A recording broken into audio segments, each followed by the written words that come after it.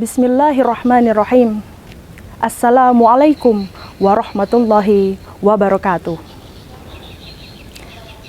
Alhamdulillah, alhamdulillahi rabbil alamin, alladzi anzala sakinata fi qulubil mu'minin liyazdadu imanan ma'a imanihim. Asyhadu an la ilaha illallah wa asyhadu anna Muhammadan abduhu wa rasuluh la nabiyya ba'dah. Sanak religi. Sebagai wanita muslimah, kita wajib mempelajari karakter wanita yang termaktub di dalam kitab suci kita, yakni Al-Quran. Karena Al-Quran diturunkan pada bulan Ramadan sebagai petunjuk bagi manusia, dan petunjuk itu berlaku sepanjang zaman. Al-Quran membimbing setiap langkah kehidupan kita, termasuk bagaimana kita menjalani peran sebagai seorang wanita. Di dalam Al-Quran, surat Al-Baqarah ayat 185, Allah Subhanahu wa Ta'ala berfirman, A'udzu billahi minasyaitonir rajim. Bismillahirrahmanirrahim. Syahrul Ramadan alladzi unzila fihil Qur'an hudal linnas wa bayyinat minal huda wal furqan.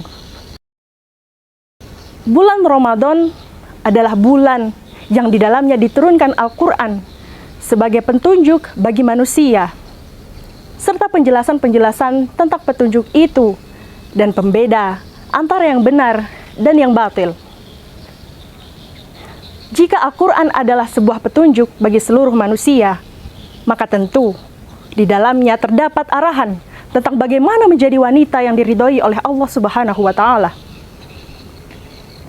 Al-Quran tidak hanya berbicara tentang bagaimana wanita dalam bentuk aturan dan hukum, tetapi juga menghadirkan sosok-sosok perempuan sebagai teladan keimanan. Allah Subhanahu wa Ta'ala terlebih dahulu menyebutkan Asiyah, istri Fir'aun, di dalam surat At-Tahrim ayat 11. Dan Allah membuat perumpamaan bagi orang-orang yang beriman, yaitu istri Fir'aun, ketika ia berkata, Ya Rabb, bangunkanlah untukku sebuah rumah di sisimu di dalam surga, dan selamatkanlah aku dari Fir'aun dan perbuatannya, serta selamatkanlah aku dari kaum yang zalim.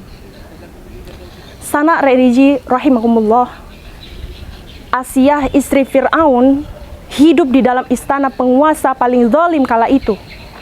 Suaminya mengaku sebagai Tuhan dan memusuhi para nabi. Namun, di tengah kekuasaan dan kemewahan itu, Asiyah justru beriman kepada Allah Subhanahu wa Ta'ala. Ketika keimanannya diketahui, ia disiksa dengan sangat kejam oleh suaminya sendiri. Namun keimanannya tidak goyah, hanya tetap kepada Allah Subhanahu wa Ta'ala. Disitulah terlihat kokohnya iman seorang wanita ketika ia memilih Allah di atas kenyamanan, kekuasaan, bahkan keselamatan dirinya sendiri. Jika di dalam ayat 11 surat At-Tahrim Allah menyebutkan Asiyah, Allah Subhanahu wa Ta'ala menyebutkan Maryam di dalam surat At-Tahrim di ayat selanjutnya, yakni ayat 12. Dan Maryam binti Imran yang memelihara kehormatannya, maka kami tiupkan ke dalam rahimnya sebagian dari ruh kami, dan dia membenarkan kalimat-kalimat Rabb-Nya, dan dia termasuk orang-orang yang taat. Maryam adalah simbol kesucian dari penjagaan diri. Ia adalah seorang wanita yang menjaga kehormatannya.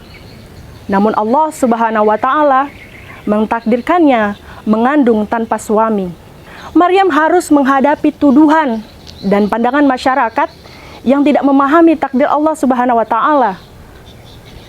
Namun, di tengah beratnya ujian itu, Maryam tetap teguh di dalam iman. Beliau tidak kehilangan kepercayaannya kepada Allah Subhanahu wa Ta'ala. Sanak religi, dari dua kisah ini kita memahami bahwasanya wanita di dalam Al-Quran bukan sekedar hadir di dalam cerita, tetapi dimuliakan dan dijadikan teladan sepanjang zaman.